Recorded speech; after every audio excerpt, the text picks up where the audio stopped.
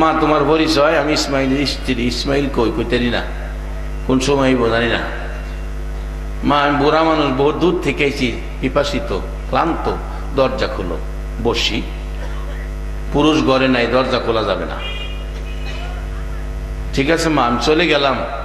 ইসমাইল আসলে বইলো, একটা বুড়া মানুষ আইসিন, কষ্ট পেয়ে গেছে। আর একটা কথা কেউ, ঘরের চৌকাটটা বদলাইলে তো এটা ভালো না।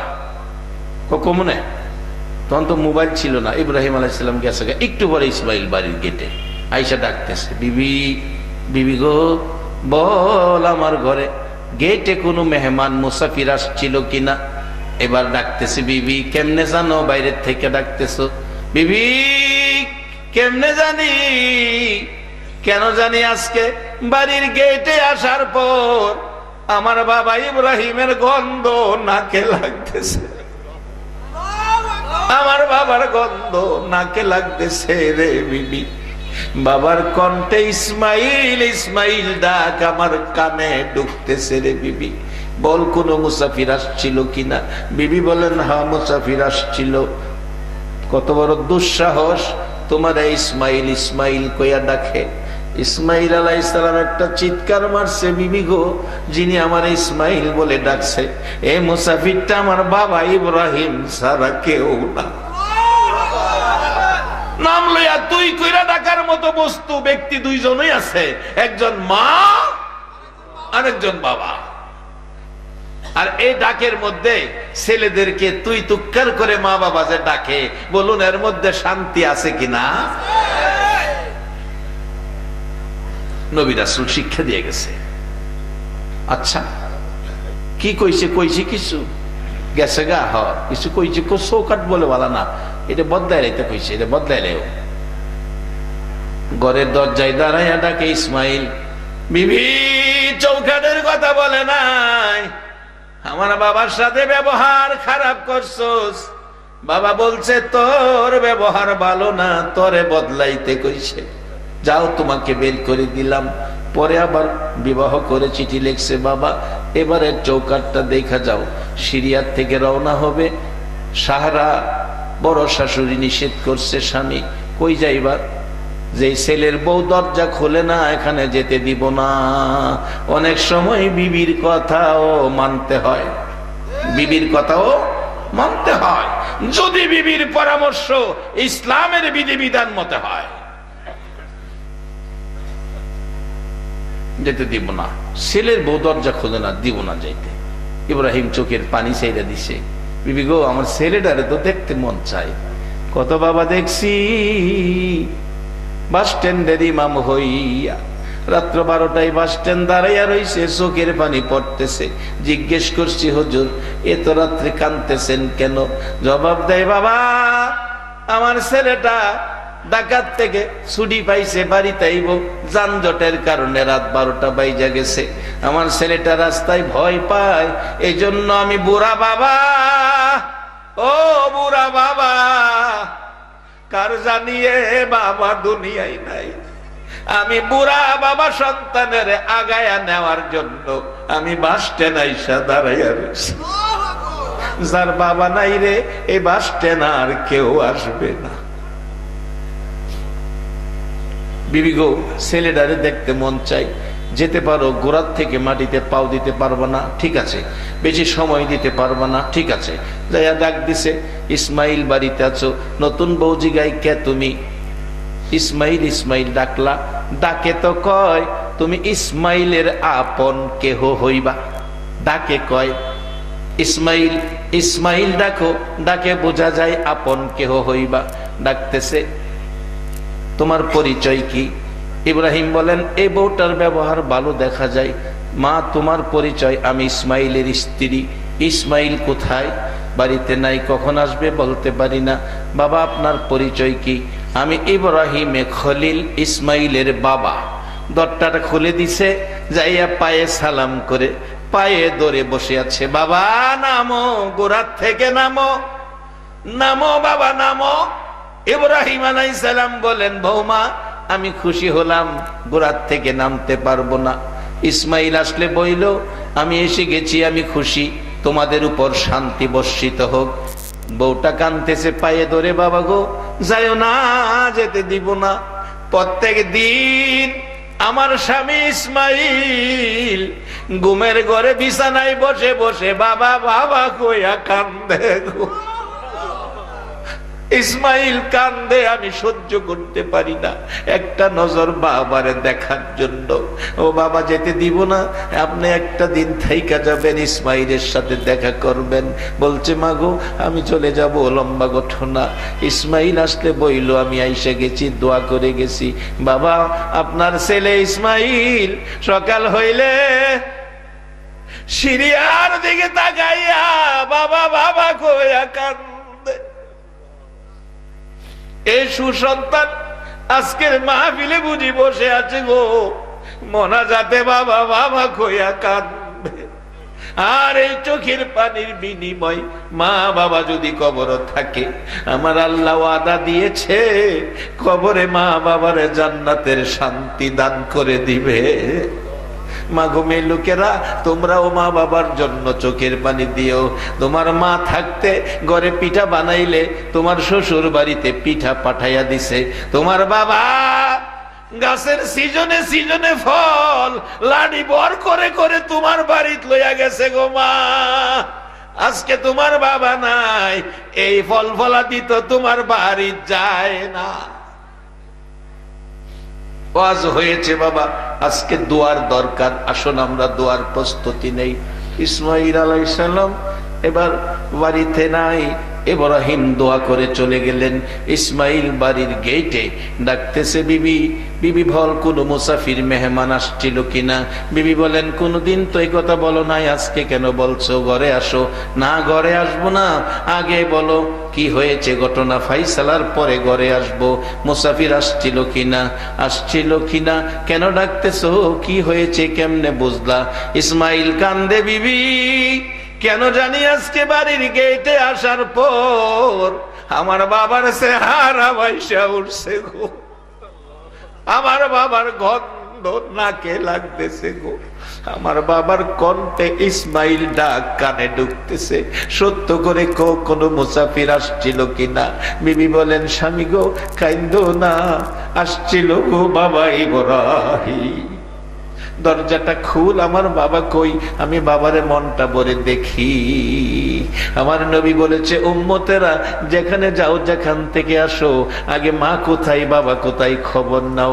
মা বাবার চেহারার দিকে তাকাও, মন ভরে মা বাবারে দেখো রে উম্মতেরা।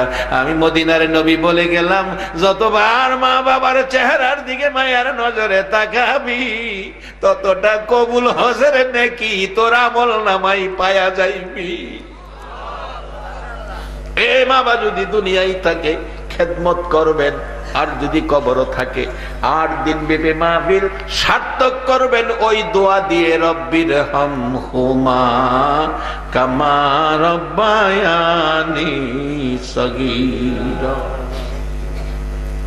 বাবারা, মাহারা, বাবাহারা যারা আছেন, আপনারা সুসন্তান দোয়ায় শরীক হবেন। মা বাবা দুনিয়ায় থাকলে দোয়া করবেন আল্লাহ যেন হায়াত দেয়, হজের নেকি কামাই করবেন। মক্কা মদিনায় ঘুরাইলেন, টাকায় ভেজাল, ঘুরাইয়া হাজি নাম লেখছেন, কিন্তু আপনার হজ হয় নাই, হাজি হয়েছেন। আসেন, আজকের 8 দিন ব্যাপী মাহফিল আল্লাহ তুমি কবুল করো। 8 দিন ব্যাপী মাহফিলের খাদেম, 8 দিন ব্যাপী মাহফিলের সেক্রেটারি আমার অতি মহব্বতী ভাই মঞ্জুর হোসেন দর্জি সাহেব কিছুদিন পর পর টেলিফোন করে, হুজুর আমার মাহফিল ঠিক আসেনি, মনে আসেনি। আমি বলছি যে এই 8 দিন ব্যাপী এই মাহফিলের কথা আমি বলতে পারি না, আমার মন বলে একদিন এই বক্তারপুরের মাহফিল পুরা গাজীপুরের মধ্যে একটা ঐতিহাসিক মাহফিলের রূপ নেবে। এই কোরআন সুন্নাহর এই মাহফিলটাই মানুষ আসবে, একটা মানুষ যদি কোরআন সুন্নাহর পক্ষে যায়, এই মাহফিলের সকলের জন্য নাজাতের উসিলা হয়ে যাবে। এই মাহফিলটা প্রত্যেক বছর হোক, এবার 40তম মাহফিল। আজকের মাহফিলের দোয়াতেই টের পাবেন মাহফিল কবুল। আগামীতে 41 বছর আমরা বেঁচে থাকবো কি না থাকবো কোনো গ্যারান্টি নাই। সব জিনিসের গ্যারান্টি না হয় ওয়ারেন্টি, আমাদের গ্যারান্টিও নাই ওয়ারেন্টিও নাই। কোরআন বলছে অমাল হায়াতুদ দুনিয়া ইল্লা মাতাউল গুরুর। সেই ওয়ারেন্টি গ্যারান্টি সারা দুনিয়াতে কে কতদিন। আল্লাহুম্মা আমিন। ربنا ظلمنا أنفسنا وإن لم تغفر لنا وترحمنا لنكونن من الخاسرين رب ارحمهما كما ربياني صغيرا রব্বুল আলামিন, ও আল্লাহ, তুমি বলে আমরা রে বড় আদর করে বানাইছো, আমরা রে বড় মায়া করে বানাইছো, আবার ডাইকা ডাইকা সাদা কাফন পরায়া কবরে নিয়া শোয়া দিতেছো। কবে জানি আমরার ডাক আসে রে আল্লাহ, সাদা কাফন পরে কবরে যাওয়ার জন্য। জীবনে কত মানুষ কত দেশে গেল, আবার ফিরে আইলো। কবর নামের দেশে যারা গেল, একটা বার তো আর ফিরে আইলো না রে আল্লাহ। কবে জানি আমাদেরকে কবরে যাওয়ার ডাক পাঠাইয়া দাও। ওই দিন আসার আগে আজকের এই বক্তারপুরের ঐতিহাসিক 8 দিন ব্যাপী সম্মিলনের 40তম মাহফিলে আমরা যারা হাত বাড়াইছি রে আল্লাহ, অনেকে চলে গেছে, উপস্থিত অনুপস্থিত সকলের পক্ষ থেকে তোমার কাছে ক্ষমা চাই। আমাদের জানা অজানা সবগুলো গুনাহ তুমি মাফ করে দাও। মাবুদ, আমরা গুনাহ করেছি, আশা করে হাত বাড়াইছি, তুমি মাফ করে দিবা। আমরা রে ফিরাইয়া দিও না, ঘুরাইয়া দিও না। আজকে যদি মাফ না করো, কালকা তো তোমার ওই মাফ করতে হবে রে আল্লাহ। কালকে তুমি মাফ করতে হবে, তুমি ছাড়া তো আমাদের আর কোনো মাবুদ নাই। মাবুদ, আমরা রে তুমি মাফ করবানি, তোমার কি মায়া লাগেনি? দুনিয়ায় অপরাধ করে সন্তান মা বাবার কাছে ক্ষমা চাইলে মা বাবা ক্ষমা করে দেয়। একটা মা বাবার চাইতে তোমার মায়া এত বেশি, এত দয়া মায়া তুমি কার লাইগা রাখছো গো আল্লাহ? মেয়ে বুঝি না, পুরুষ বুঝি না, যুবক বুঝি না, বুড়া বুঝি না, নেককার বুঝি না, গুনাহগার বুঝি না। আজকের মোনাজাতে যারা হাত বাড়াইছে, আমাকে সহ সকলের জীবনের গুনাহগুলো মাফ করে দাও। আল্লাহর একটা দরখাস্ত করি, তুমি রাগ হইও না। তুমি যদি রাগ হও, আমরার মনের দুঃখ কার কাছে বলবো? আমি জানি না আজকের মোনাজাতে কার জানি মা নাই রে। মা গো, এ সন্তান ফালাইয়া কই গেলা গো মা? এই পুষ মাঘ মায়া শীতের মধ্যে গো মা, সন্তান কতবার প্রস্রাব করছে, তুমি মা শীতের মধ্যে কষ্ট করে ওইটা কতবার প্রস্রাবের খাতা বদলাইছো, খাতা নাই, নিজের আঁচলের কাপড় 4 পল্লা করে নিচে বিছাইয়া দিছো, এবার আর কাপড় নাই, তুমি মা প্রস্রাবের ভিজা জায়গায় শুয়া গো সন্তানের শুকনা জায়গায় ঘুম পাড়াইছো। এ মা হারা মার ভাবি, আজকের মোনাজাতে যারা হাত বাড়াইছে, কার জানি বাবা নাই।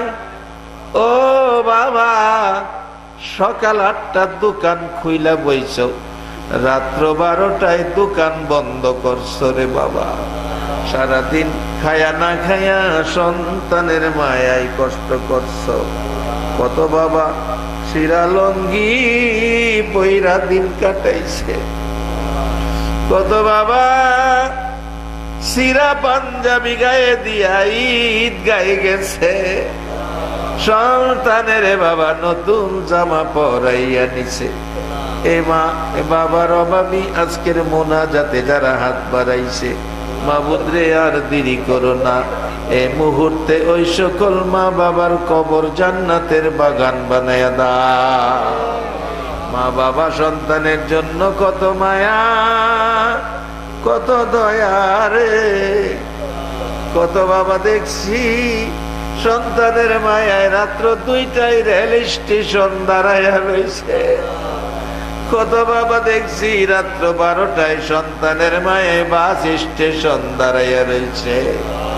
কত মা দেখছি রাত্র 2টায় দরজা খুইলা ঘরের কিনারে দাঁড়াইয়া রয়েছে। জিজ্ঞেস করলে চাচি এত রাত্রে দাঁড়াইয়া রয়েছেন কেন? জবাব দিছে বাবা আমার ছেলেটা বাড়িতে আসে না।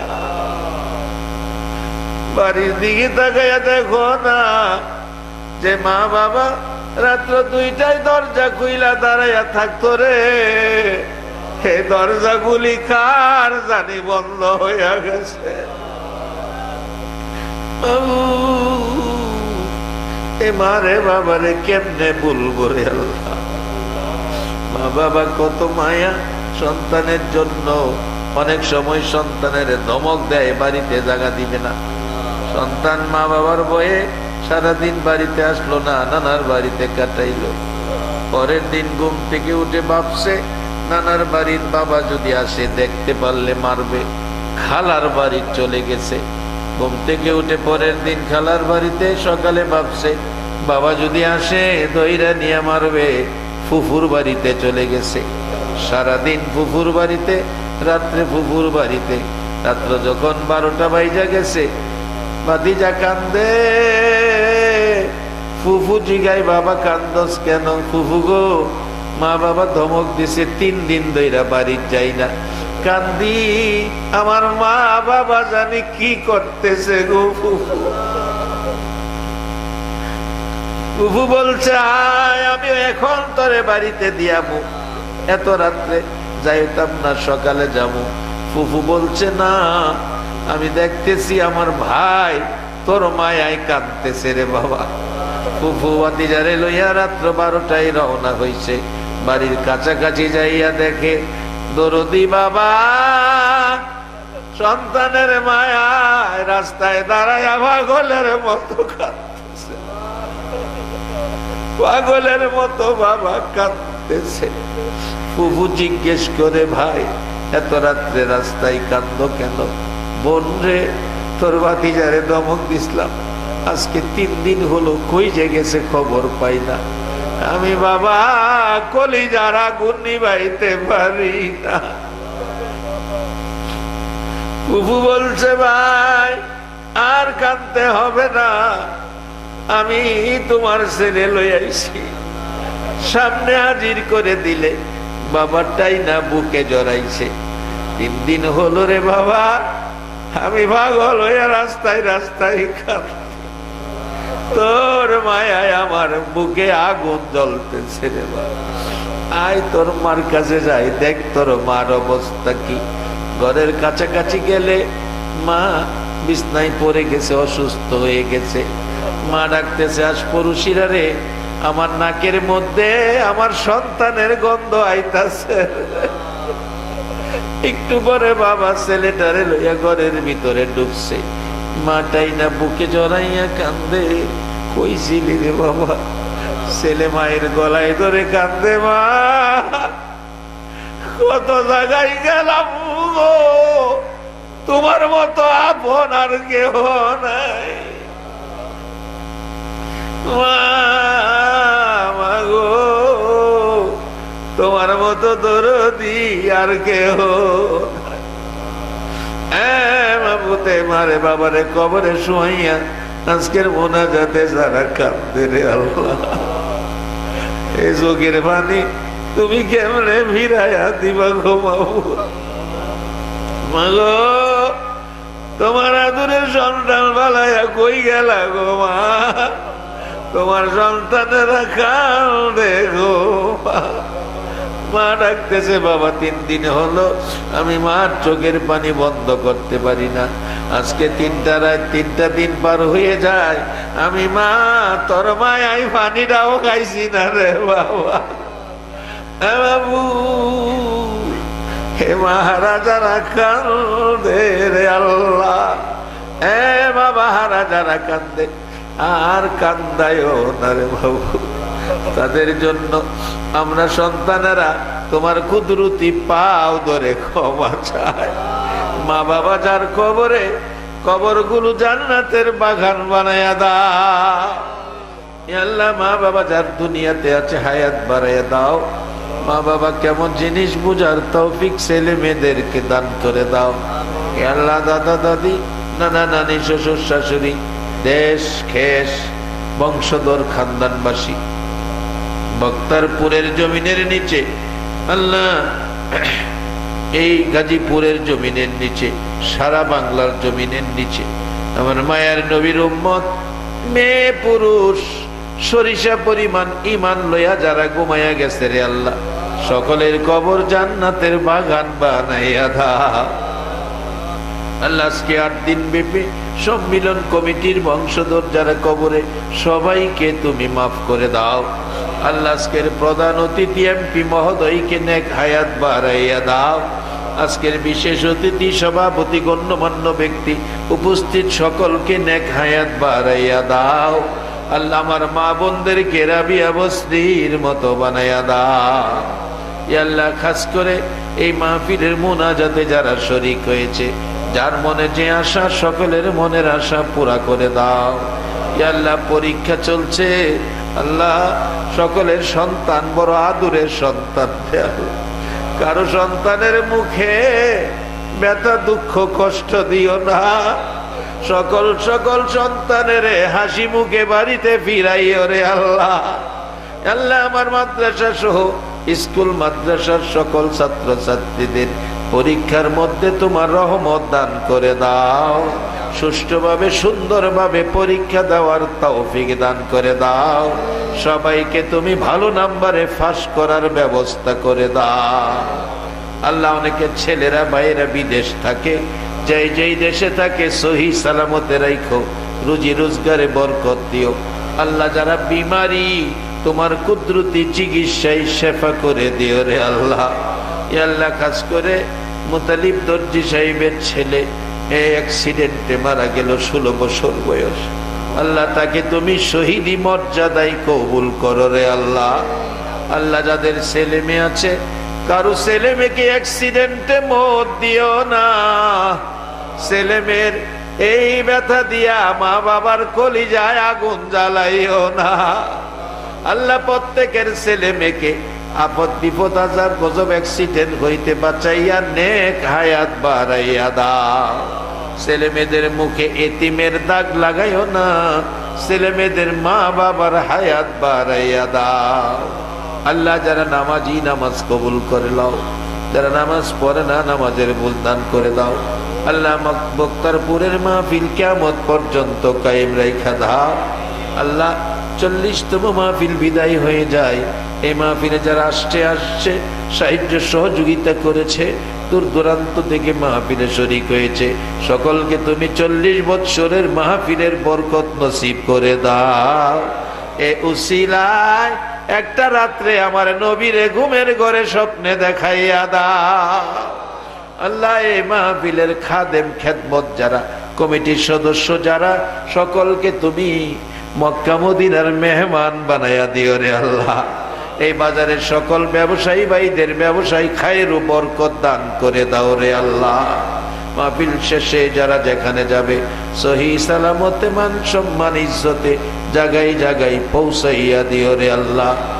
সাল্লাল্লাহু তাআলা আলা খায়রি খালকিহি মুহাম্মাদি ওয়া আলা আলিহি ওয়া আসহাবিহি আজমাইন বিহাক্কি লা ইলাহা ইল্লাল্লাহু মুহাম্মাদুর রাসূল।